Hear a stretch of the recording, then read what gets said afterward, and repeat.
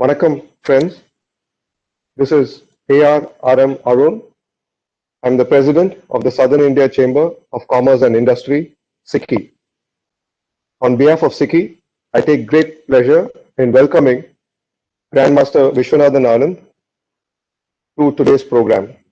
I also take great pleasure in welcoming each one of you and appreciate you joining us today.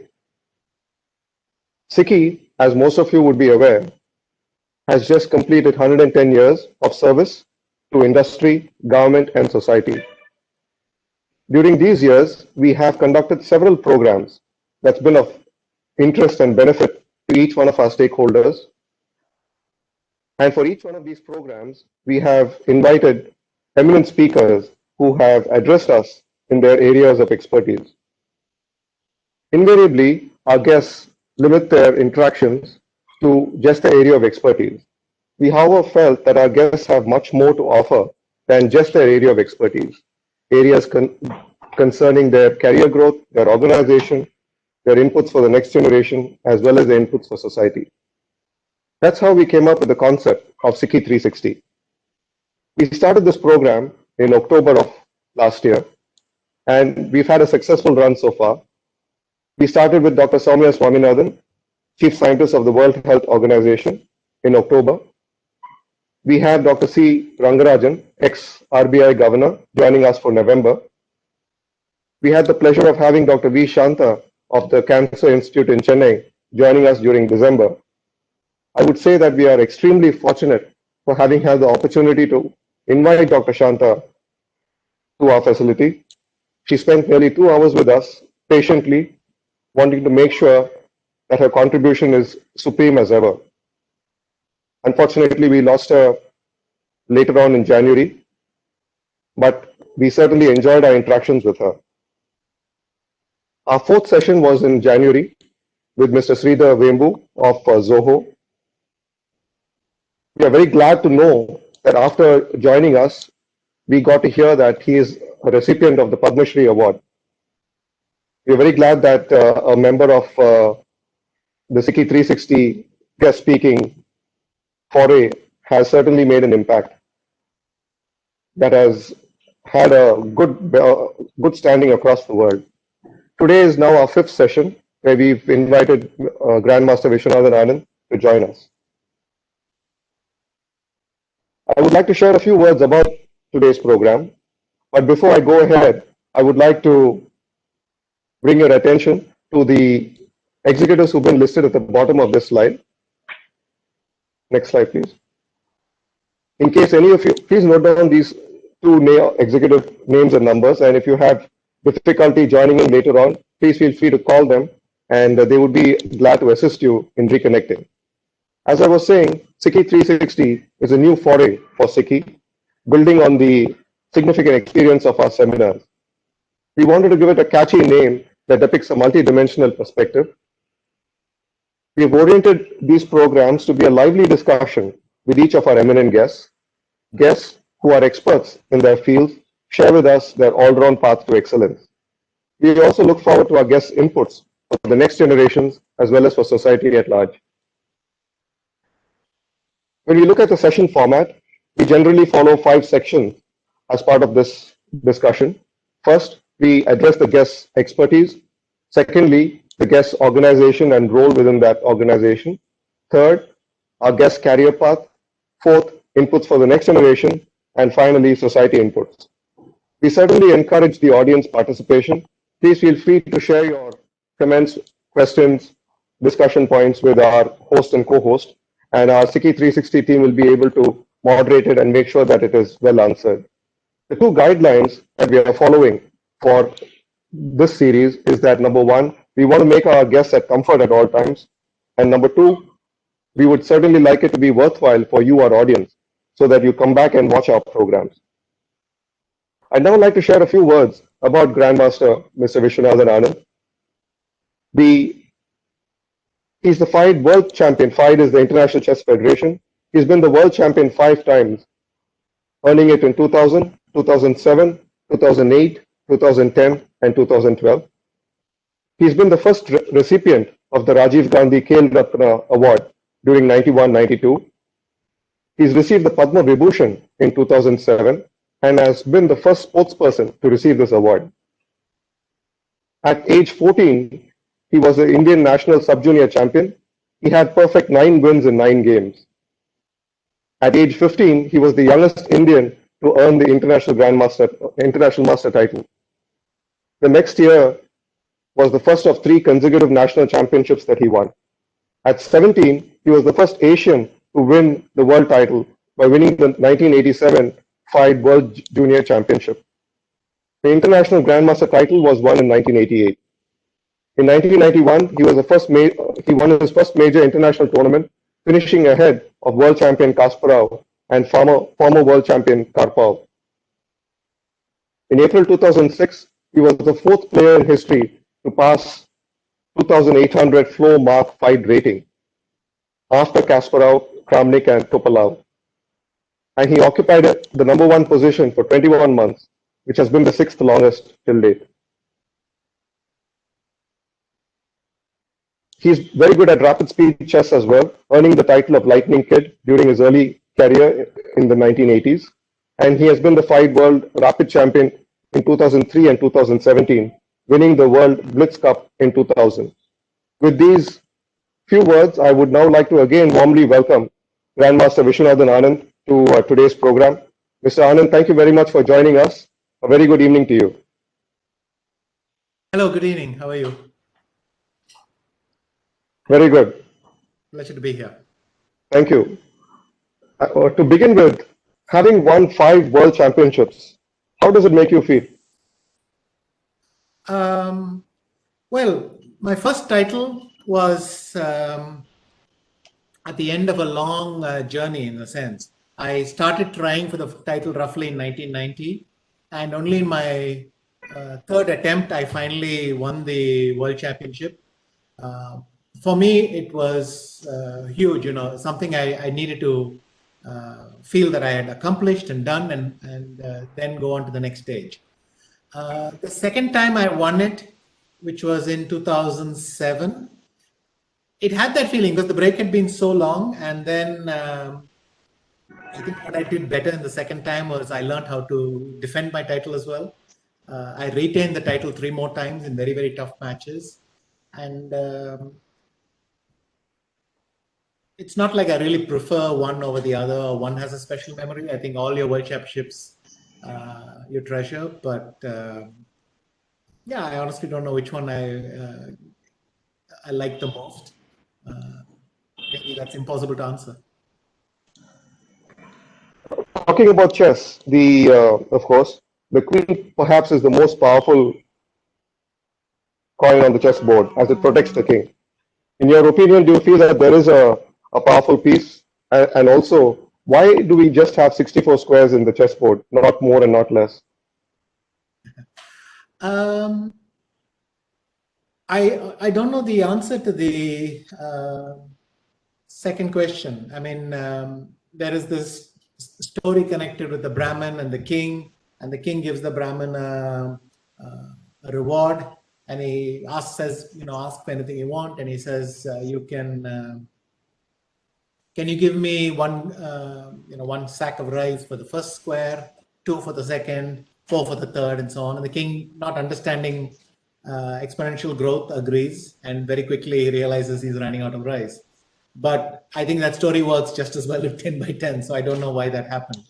And yes, the queen is, of course, the most powerful piece, and having learned chess from my mother and my wife, having accompanied me through all my struggles in the last 20-25 years, I can make some interesting parallels. But what does chess mean to you? You've now perhaps spent about 35 to 40 years of your career with chess. What does it mean to you today? And in that context, we also have a student, Mr. Rajeshwar M. Swami, who also had a question. Mr. Rajeshwar, are you online?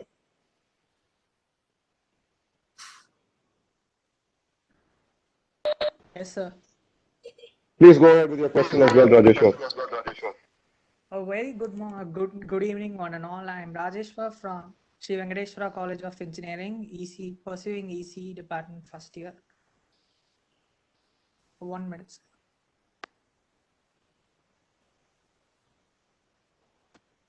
My question is, does chess make you better at math? Sir? Okay, so to take the first question, chess. I've been playing chess since I was 6. I mean, I fell in love with it very quickly. It has dominated my thoughts, you can say, almost for my entire life. And asking me what it means feels a little bit like asking a fish what water means to it. You know, it's just there all the time. But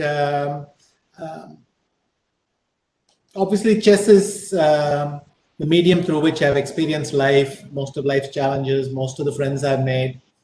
Chess is just the biggest part of my life. For the second question, I think yes. Generally, it is advocated that a little bit of chess, especially when you're a student, maybe a couple of hours a week, trains your brain in a nice way and helps you develop skills that are applicable in other areas. But within those constraints, I think if you play 3 hours of chess a week, you will probably do better in maths, or at least you'll find maths easier to handle. But 10 hours of maths is going to be better than 10 hours of chess. So let's be clear on that. Our next point, Mr. Anand, is again two questions in one, perhaps giving us two sides to it. What's been your cherished victory so far? And the second part of it is, who was your toughest opponent? How did you prepare for that? And considering both these games, your cherished victory as well as your toughest opponent, what have been your takeaways after both games? Cherished victories. Well, like all things, many of my first wins were huge. My World Junior title, my Grandmaster title. Of course, when I became world champion, you could look back and say, well, it was only the World Junior title, only the Grandmaster title. But the moment it happened, I remember how happy I was. Nowadays, I would even say that the victories that came when I was least expecting them, at the end of a kind of slump, when suddenly things look up again, maybe those are the most treasured now, like my Rapid World Championship 3 years back, or my candidates win in 2014. And maybe the dominant takeaway here is really that when things are going well, don't be surprised if they turn. And when things are going badly, don't be too pessimistic. They can turn again. It's a cycle. Considering the lockdown that we are just coming out of, what's been popular within the chess community is what is being called as chess streaming. It's now become a favorite pastime, considering the lockdown. And what's also being done is it's being packaged in different ways. For example, they're combining comedy, they're combining other areas of interest as well, and forming groups of people who are getting together for chess. It's perhaps a different line of thinking. Do you think this is a good direction that we are following? Well, you're right. I mean, there were a lot of unexpected things. Some things you could have predicted, given that chess is a sport which is not affected a lot by the pandemic. I mean, let's go back a few years. Even 10 years ago, the dominant audience for chess worldwide was online. It's how people followed big tournaments, and you had good commentary, and so this structure was there already. And in that sense, watching, the only thing that happened was the players, instead of playing in a physical location, moved online. Fairly seamless as it goes. I mean, of course, some learning curve, but fairly seamless as it goes. But certain unusual things happened, which I could not have predicted and did not anticipate. One is that, first of all, numbers would shoot up like this. I mean, we went from maybe 10 million subscribers to 50 million subscribers on chess.com in 1 year. So just incredible growth. That suggests to me that there were a lot of people who knew a little bit about chess and always wanted to get around to playing chess, but never found the time. And the pandemic worked. And the other thing I could not have predicted is the streaming thing, as you mentioned.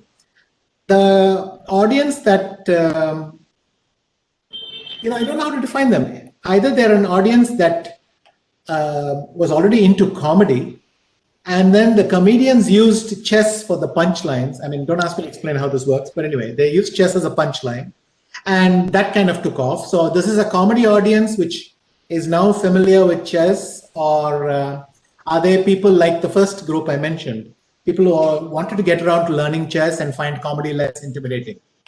Or is it a bit of both? Very unusual thing. The nice thing is, that when a sport is growing and when there's a new audience interested in your game, it's wonderful, even if you haven't figured out all the implications. And that's what I'm going to say. That I cannot say I understand every last detail of what has happened this year, but it basically can't be a bad thing that your sport has grown. And I'm very happy with that. There's a gentleman by the name of Bill Penna, for the benefit of our audience.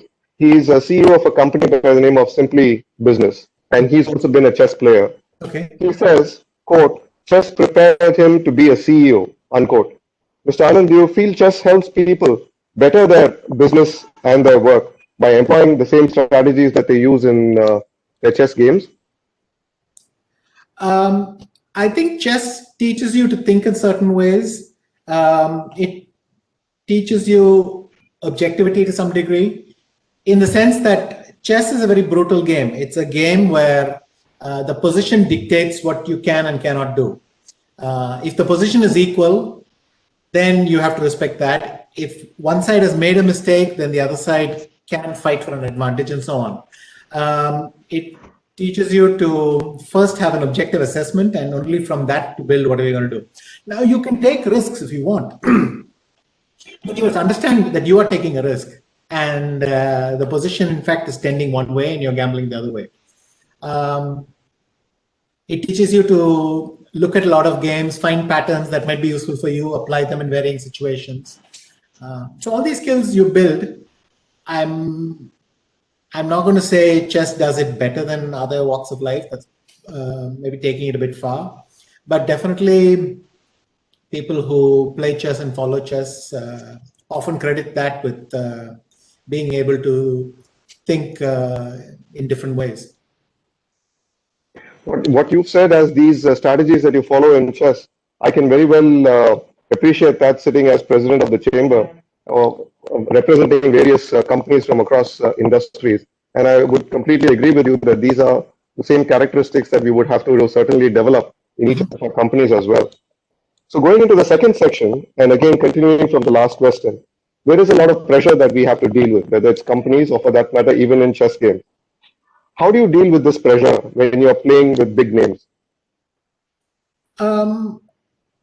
I think at the beginning you must say that some amount of pressure is good and beneficial.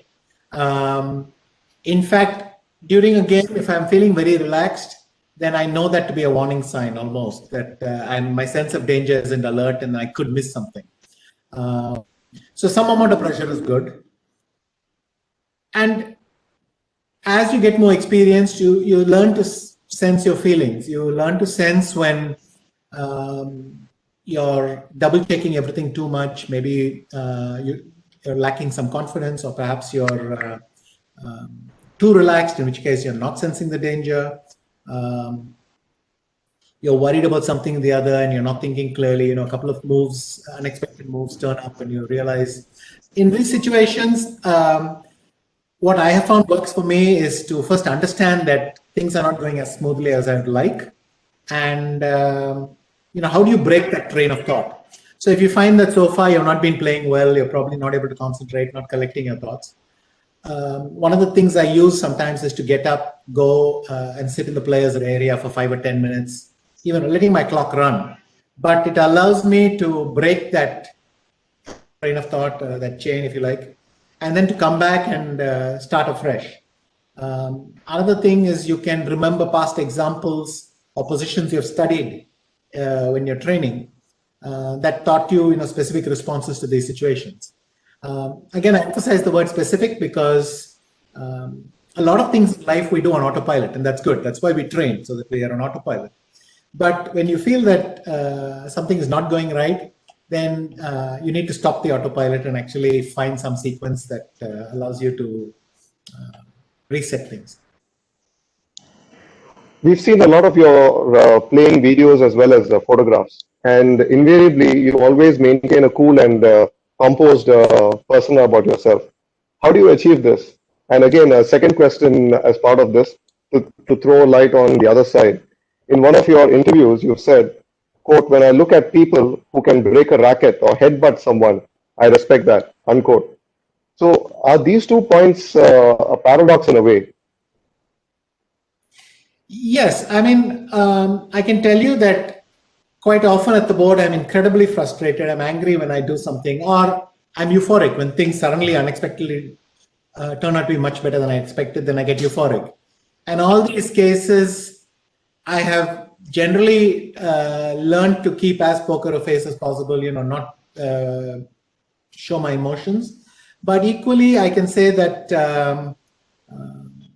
experienced people know when they know how to spot the missing information, because you can't hide these things forever. You can often make out when somebody else is suddenly breathing very quietly or something, then you feel they have something to hide. But essentially what I do is I try not to let on. I keep my emotions to myself as much as possible and hope for the best.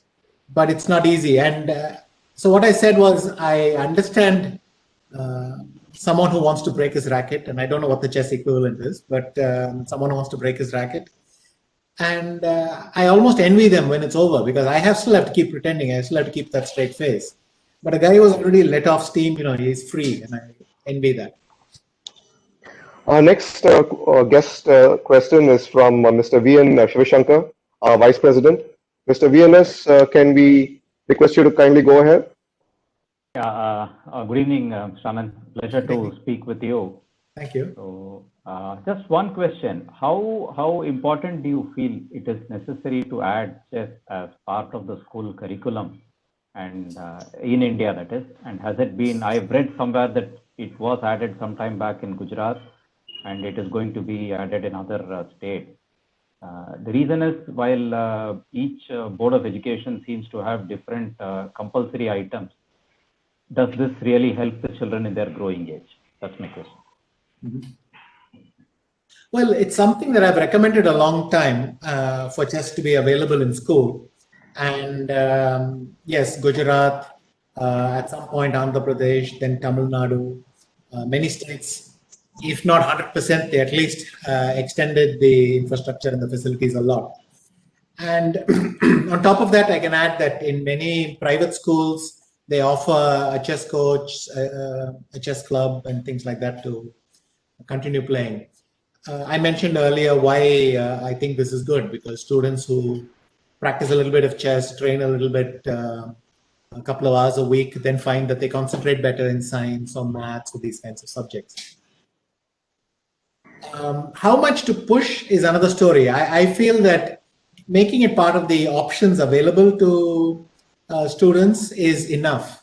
And if we allowed it simply to be present in as many schools as possible, then people would take it up. It would be nicer if this was self-sustaining than a government mandate. Besides, as you noted, our school education structure in India is fairly complicated. Some state responsibilities, some central and so on. So I think the most practical thing is simply to encourage a lot of chess at school and not make it compulsory. But if somebody wants to take it further, that I certainly don't oppose it. Thank you, Mr. VNS. Mr. Anand, computer-based chess has been around for a long time, perhaps a couple of decades already, and now online chess is also quite prevalent. What would you say are the merits as well as demerits of playing with computers? And do you also feel that AI, artificial intelligence, can beat grandmasters? Um, I mean, every computer for the last 20 years can beat any human being on earth. That uh, bridge was crossed a long time back. In fact, what was remarkable about AI programs was not that they were beating human beings, but they were beating the previous generation of computers, which was already beating human beings. So I think working on chess with computers is very healthy in small doses, in the sense that if you work with a computer, it constantly suggests moves that don't occur to us. It simply it exposes our brain to so much information, and you find that after a while you've taken something in. You can't quite place it, but you've taken something in, and you find that in unusual situations suddenly moves pop up in your head, and you realize, oh, I must have seen something similar before. That is healthy, and it is how a lot of chess growth is driven these days. The only danger is, I think, people becoming dependent on a computer. It's like if you're dependent on a search engine, or you're dependent on using a calculator, then you never have the confidence to do anything yourself. And so finding that balance between maybe an hour a day where you keep it to ask certain questions to the computer, and then you stop with that, and the rest of the day you work on your own, because in the end, chess finally is a sport that two people play on a board. So you will never develop that skill if you're always with the computer. And if you can break away from time to time, then you've got the best of both worlds. So use it as a tool and not a destination. Yes, or use it as a very vital tool, but from every day you should also spend some time away from it so that you know what reality is like, because that's what a tournament is going to be like. Moving on to the third section of today's program, which is the career path. As you've mentioned, you've been playing chess from 5 or 6 or something like that, and perhaps that's the last 45, 46 years. I'm sure that it has had an impact on your school going days or perhaps even college going days.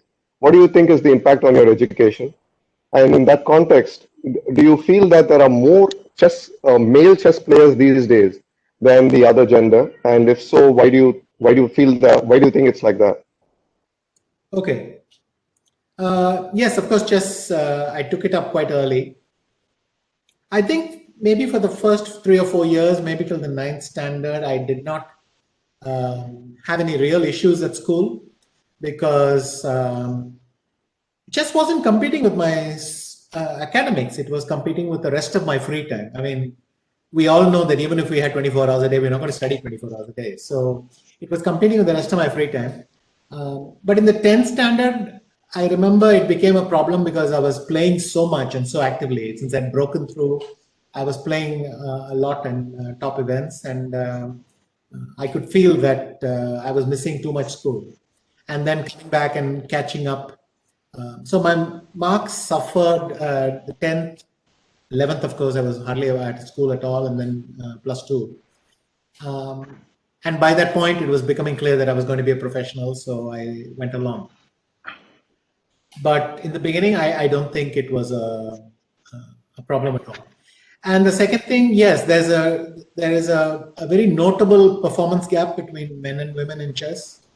For me, it's slightly inexplicable, because it's not obvious to me that chess is such a physical sport. And even if that is the case today, where the physical aspect starts to dominate, it doesn't explain why there was a performance gap 30 or 40 years ago. I mean, some people think the participation gap leads to the performance gap, and that's probably the best explanation I can bring up right now. Our next discussion point for today is from Mr. M.S. Shanmugam. He's the Commissioner of Museums, part of the Tamil Nadu government. He's an IAS officer. Mr. Shanmugam, can I request you to please go ahead? Oh, he's not online. Okay, so Mr. Anand, his question was, quote, how did you manage so much of success, the accolades and lifestyle it brought along at such a young age? And more importantly, how did you sustain the mental and physical discipline that's required for a mind sport like chess for over 3 decades? Unquote. I think it comes gradually. You get used to it, and then hopefully you have the upbringing that allows you to keep some balance. I remember the first time I really became famous in some sense, even if it was local, was when in 1982, 1983, where I was noted as a very promising youngster, and um, my name started to come in the papers. There were interview requests, things like that, and then it came in waves. I mean, every few months or a year, I would do something interesting, and then people would get in touch again. I got used to it slowly, and I'm generally quite fortunate that it was manageable. I mean, I mostly felt the pleasant part of it. I was,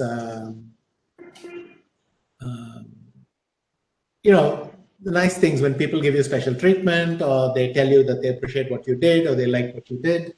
I mean, who can complain about that? So I experienced the pleasant side of it. There are no paparazzi photographers hanging outside trees in my parents' house or nothing like that. So I had the best of it. And over a long career, you realize that you do have to prioritize things sometimes. That there are times when you should enjoy what you have done and feel happy, but then you have to get back and be serious, because otherwise, pretty soon you pay the price in some tournament. And somehow, I think I managed this balance. And my parents and my family and friends have always treated me in a way that they're happy with what I'm doing, but you don't get special treatment or anything, and I think that helps you stay grounded. Is there anything you believe you're yet to achieve? Do you have a bucket list of ideas that you feel that you have to go after? Not really. I mean, there are lots of things I'd like to do, but I'm not going to stress myself out too much.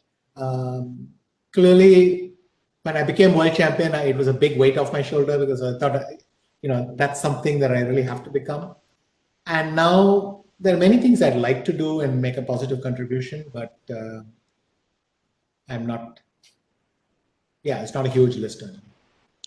We got to know that you're interested in astronomy as well as that you're multilingual.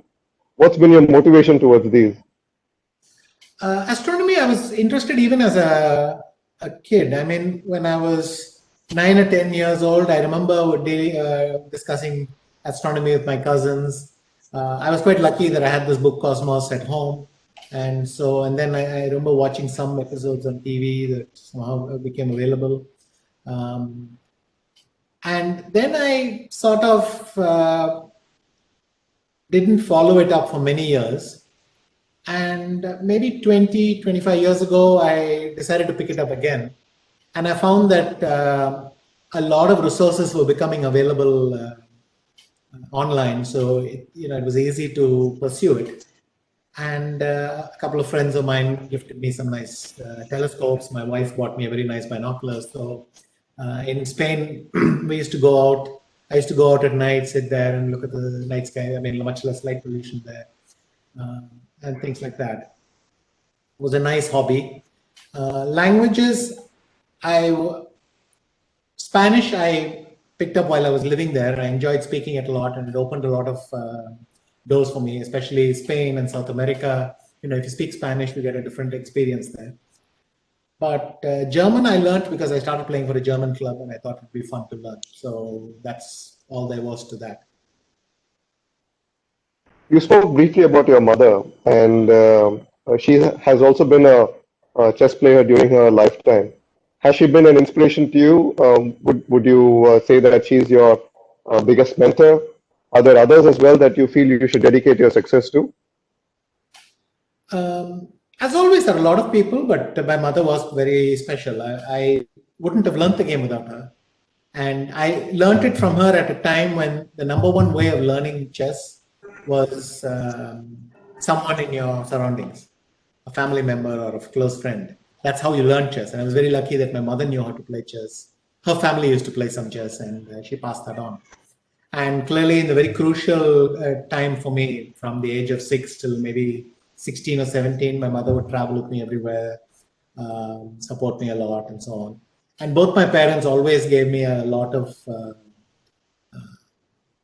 slack when I was pursuing chess. No pressure about academics versus chess, or no putting me in any situation where I felt any guilt for doing one or the other.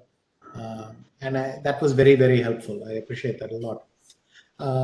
But yes, there are many others I could thank. It becomes a sort of a thank you list, but a lot of friends who I met along the way, particularly some very close friends in Spain, which is why the Spanish connection, some very close friends in Europe. During my chess career, I moved around there a lot. My wife certainly, because she picked up chess more or less together with me, and I would say that my career the last 25 years, really we've operated as a team. Yes, there are always multiple people you can thank. We now move to the fourth section, your inputs for the next generation. The first question here again has two parts. The first one is, what's your advice for youngsters who aspire to become grandmasters, to those considering chess as a career? And the second part to it, which we thought was similar and that's why we combined it, is from a student, Miss Jayashree. She's a third year computer science student at Jerusalem Engineering College. Jayashree, can I request you to please go ahead? Good evening to one and all present here. This is Jayashree Rajkumar from Jerusalem College of Engineering, third year Computer Science Department. Hello. Sir, it is my pleasure to see you and speak with you, sir. My question is, could you please list some of the traits every chess champion should have? Could I list some of the Traits. For me, my heroes growing up were Michael Tal and Bobby Fischer. And of course, of the opponents I've faced, Kasparov, Karpov, Kramnik, Carlsen, kind of the names that spring to mind. I've also had the opportunity to meet people like Spassky and Korchnoi, also greats, but I've only interacted with them. What would you say is your advice for youngsters who aspire to become grandmasters or making a career for themselves in chess? I would say the first thing is just to play a lot of it, practice. It's the only way to get better at chess, especially nowadays when chess is only about what you can execute at the board and not what you can find at home, because a computer is going to give the same good answer to everyone. So practicing a lot is the way to get better. And the second thing is try it out for a while. I mean, see if you like a chess lifestyle. It's a special lifestyle, obviously, some very nice aspects, but not having a boss and being the master of your own time. These are things that chess players get very used to very quickly. But at the same time, you should try it out for a while and see if it's something you like. It's not only whether it's possible, you should also see whether you're comfortable doing it. You've been spending your valuable time training youngsters. Can you share with us about it? Yes, so about 2 years back, I had a conversation with Westbridge Capital. I had gone there for their annual day, and a person called Sandeep met me and spoke to me about supporting chess in some way, and we discussed briefly this idea. And the idea came about to start a fellowship, an academy, the Westbridge Anand Academy. It was supposed to launch even earlier, then the pandemic struck, but we launched it just 2 months back in December, and I had to pick how many youngsters we were going to focus on. I picked 4 youngsters, 4 boys and 1 girl as the most promising. I was looking for something, a sort of balance between age and strength. So if you put it on a graph, some sort of thing. And these 4, all very young and all grandmasters under the age of 16. And many of them became grandmaster at 13 or maybe 14, the latest. So I think they have a lot of potential, and if I can work with them, guide them, pass on some of my experience and tips to them and training methods and so on, then hopefully in a few years, the idea would be that they could hope to break into the top 10 of world chess, or perhaps even higher. Just as it is in chess, I'm sure it is in every sport, and it can also go into other walks of life, which is the fact of winning and losing. Mm-hmm. How do you deal with the pain of defeat? What advice would you give people of all ages regarding this? And it could be what we're talking about could relate to a game, a relationship, an argument, whatever it might be. But winning and losing, what is your advice to youngsters? Losing, well, it happens often enough in chess that it shouldn't be too serious. I mean, you're upset for an hour or two, and then it's not like you solve it. It irritates you, but you move on. You get a night's sleep, and then you think of the next game. And usually, my experience is, if you play one more game and that game goes okay, already the defeat starts to feel much further back than one day, which is what it is. If you think of time. Evidently, there are a few moments in your life when a defeat feels much more than that. It feels like the end of a dream, or something came to a halt, or you're in a crisis. In those kinds of situations, it is quite healthy to go away from the game for a while. Take a month off where you don't come near chess. Because when you come back after a month of completely forgetting the game, it's a bit more of a blank slate. Your confidence comes back. The bad memories really go far back, and you are hungry for chess again. And that is the most important combination. On the positive end, I would say when things have gone unbelievably well and you're really happy with yourself, let yourself go for a week if that's possible. Let yourself go for a week and enjoy it, because even success, you need to pat yourself on the back. But then at some point you have to come back to reality and then think, well, the next tournament, we're all going to start in the same starting position. So we'll have to get back to terra firma. I'm sure we can apply that to all walks of life. We can safely say that. Do you feel sports marketing will inspire more youngsters to the sport and develop more interest in the sport as well?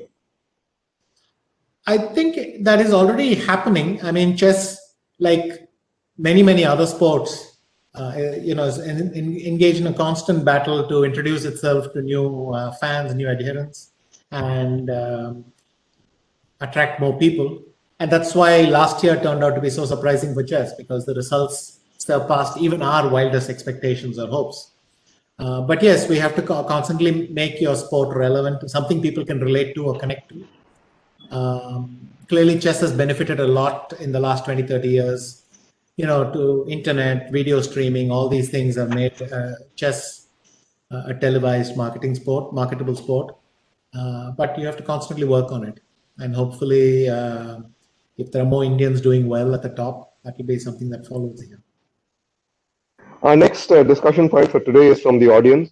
It's Mr. Murali Nair from Mumbai. He heads one of the fastest growing fintech companies in India. Mr. Murali, can I request you to please go ahead?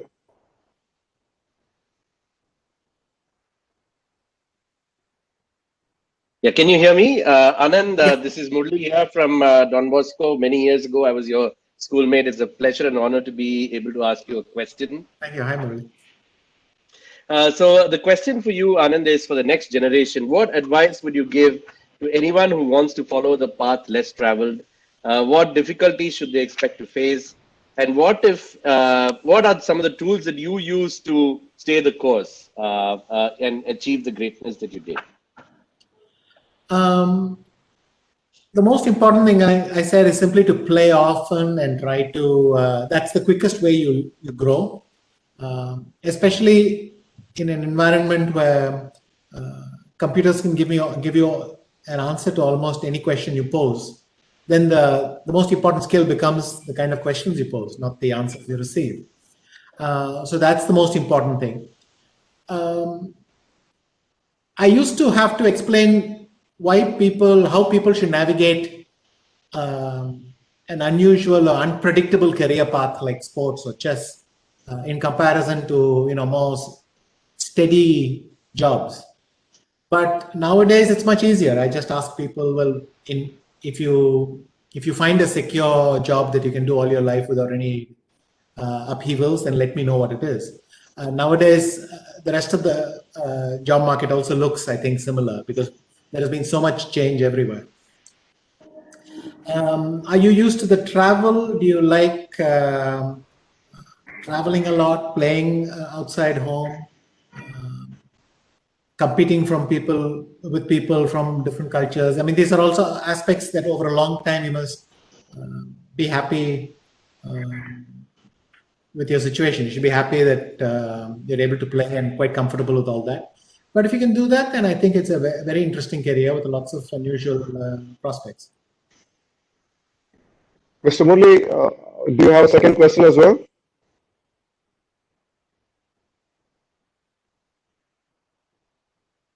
Mr. Murli Nair?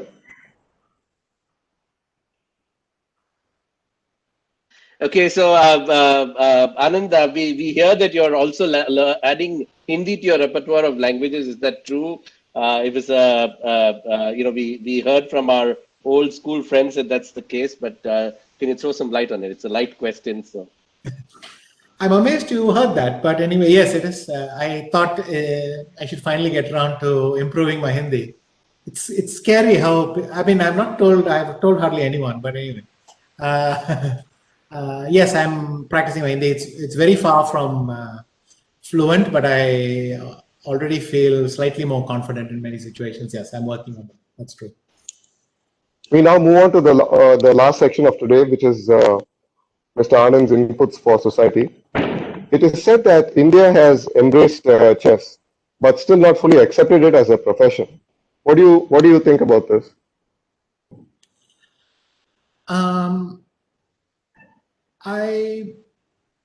I think the number of people who have taken to chess has grown a lot, but people who are distant from the game continue to be distant from the game. I would say there's resistance. I think the pool of people who have changed their attitude to chess is considerable, but maybe there's not a universal feeling because people very far away from a thing may not realize all the change and ferment that it's going through. And nowadays, in general, people are open to many unusual careers, so it no longer feels strange. I mean, you don't have to give these complicated explanations anymore. I'm going to repeat a story that I have told many times, and so excuse me if you've heard it before, but anyway, when I was 18 years old, I had just become a Grandmaster. I was traveling in a train once, and a nice old gentleman next to me asked me, young man, what do you do? So I told him I'm a chess player. And then he said, oh, okay, but what do you do? And so I told him, no, I'm a chess player. I was very proud I'd become a Grandmaster and I wanted to impress them. And then he said, but you have a job or you still studying? I said, well, yes, but I'm planning to be a chess player. I said, okay. And then he thought for a while, and a bit later he told me, young man, if you... sports is a very unpredictable career. I would think twice before plunging into something as uncertain as chess. I mean, if you were Viswanathan Anand, you could make a living, but otherwise it's quite risky. And I'm happy to say I haven't had too many of these conversations in the future, so that is already nice. And nowadays, so many people pursue careers that didn't exist. Even the definition of that career didn't exist when I was growing up. That it's much easier to get by nowadays. And really, there are a lot of people who found all sorts of nice niches in chess to work with. So. What are your suggestions to improve chess in our country? Do you think cricket, for instance, has sidestepped the interest for other sports in India? I think cricket clearly dominates in many ways, but it also shows a path for other sports to how to increase your audience. I mean, there's nothing that says that a man who's interested in cricket or a person who's interested in cricket has to be uninterested in everything else. People can follow multiple sports, and it shouldn't be seen as a zero-something. I feel other sports can learn from how well one sport does. And nowadays, Indians follow a multiple of sports and enjoy a multiple number of sports. So that shouldn't be a limiting factor at all. Our next question is from the online audience that has been shared to us just now. It's from Mr. Anand Babu. He says, quote, has there been challenging times in your life wherein it was difficult to focus on the professional life? How did you manage to overcome the same, unquote?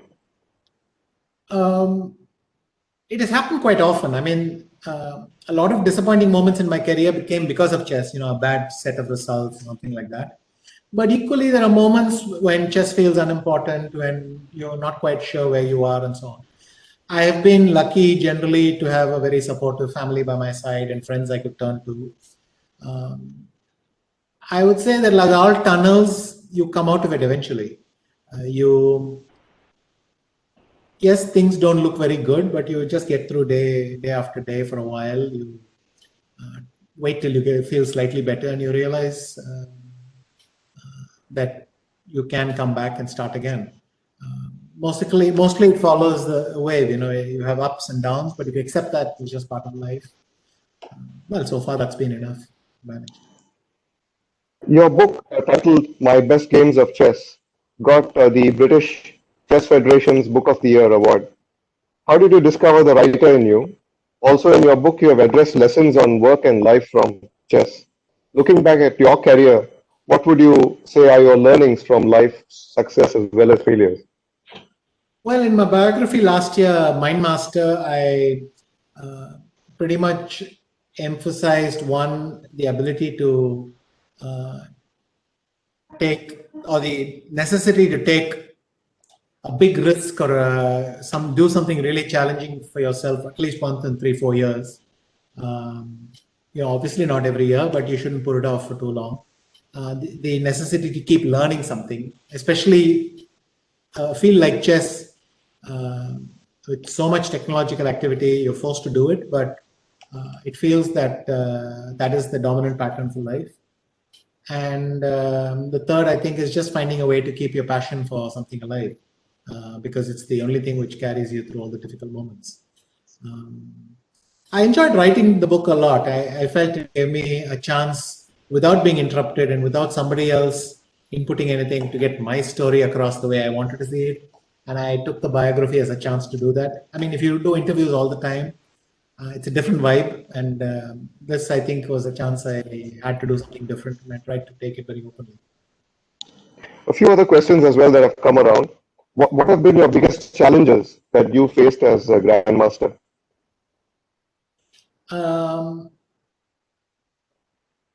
Initially, I tried for my first world title in 1990. The first time I went into the cycle, and I finally became world champion only in 2000. I had to fail several times before.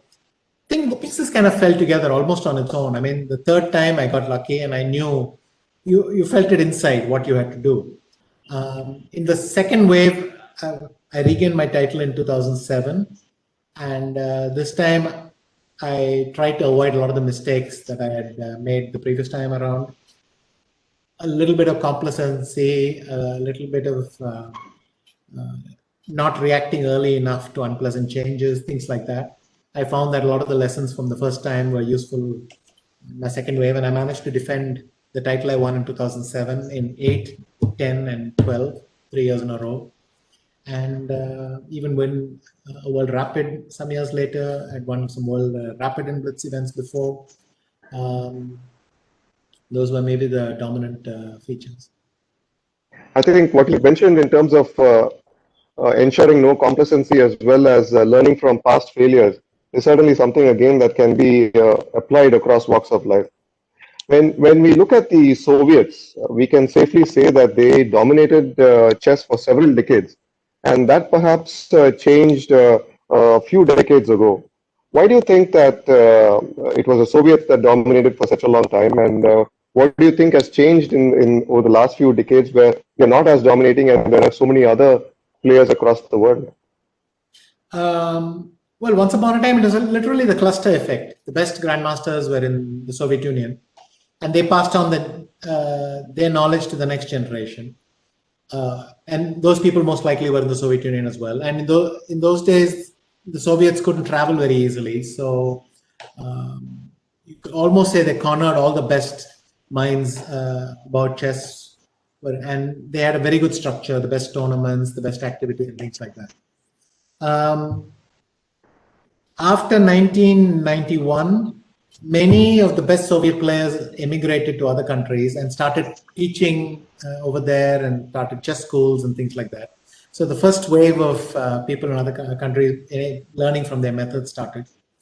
And the big leveler has obviously been computers, because computers are available globally. No one has, has exclusive access to them. And as a result, talent is emerging from all countries. But in fact, I think in the future, it's unlikely for any country to dominate like the Soviets once did. That was a very special era in chess, and it ended maybe 1990.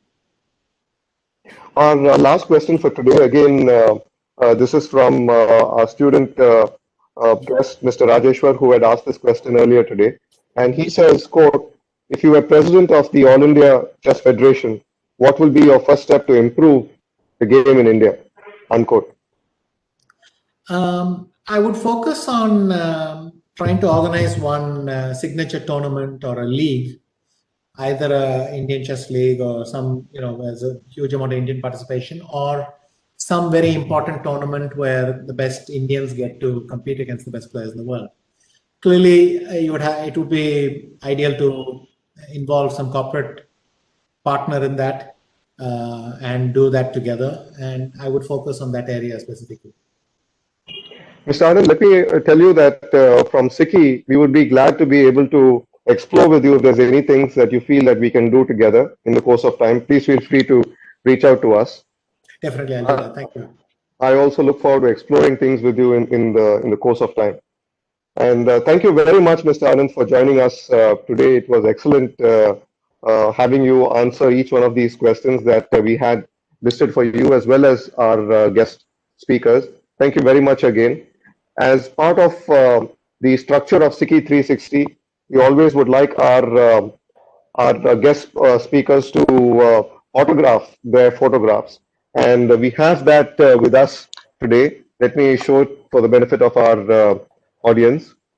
We will have this sent to you at the earliest so that you could assist with autographing it as well as dating it with today's date and sending it back to us. And as a token of our appreciation, Mr. Anand, we would like to also give you this certificate. This is a contribution that we have made in your name to the Child's Trust Hospital in Chennai. It's called the Kanchi Kamur Child's Trust Hospital, which focuses on assisting people from underprivileged families and their children. So we will send you this certificate at the earliest as well. Mr. Anand, again, we would like to thank you very, very much for joining us, and looking forward to being in touch and exploring further. Friends, I would like to take this opportunity to thank for today's session Mr. Christy Matthews as well as Mrs. Aruna Anand. They have been of immense help in ensuring that today's session happens and has been successful. We would also like to take this opportunity to appreciate the work of the SICCI 360 committee. It is chaired by Mrs. Valli Arun, who is president of the Velingro Group and trustee of the Tamil Isai Sangam. The co-chair of this committee is Professor T. Murugavel, head of the Department of Humanities and Social Sciences at SVCE. He takes the leadership to be able to put the discussion points for each one of our sessions. Mr. Vinod Solomon and his very efficient team of the Secretariat at SICCI, who've done a magnificent job for each one of our programs. Mr. Gokul Santanam, who is Senior Vice President at Emphasis and assists with putting together the marketing collateral for our programs. Mr. Amalan Alavandar, who's an environment consultant, Asian Development Bank, and ensures and takes care of the online moderation of our questions and feed them so that we are able to address them to our guest speakers. And finally, Ms. Vilasni M. Arun, student of clinical psychology, who brings in the student perspective into each one of our discussions.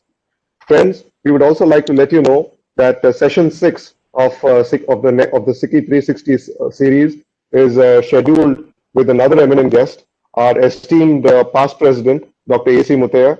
He was past president of SICCI from 1979 to 1987, and after that he went on to become president of FICCI as well as the BCCI. Of course, most of you would also be aware that he is chairman emeritus of SPIC and has been leading the MAC group for several decades. I would like to share with you that he is going to be celebrating his 80th birthday in the coming weeks, and we thought it would be a fitting tribute to call him to the SICCI 360 program and also ensure that it will be a worthwhile felicitation for him considering his decades of service to industry and society. This is scheduled for Friday, the 5th of March. The venue is going to be both on-site as well as online. We will be holding it at our MAC Hall, the M.A. Chidambaram Hall.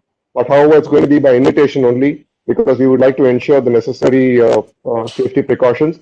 But we are also going to be broadcasting it online through our WebEx platform. We request you to kindly mark this date and certainly join us for this event as well. With that, it brings us to an end of today's program. Thank you very much. Thanks to each one of you for joining us today. We certainly look forward to your ongoing participation with us and wishing you all a very good evening. Nandri, Vanakkam.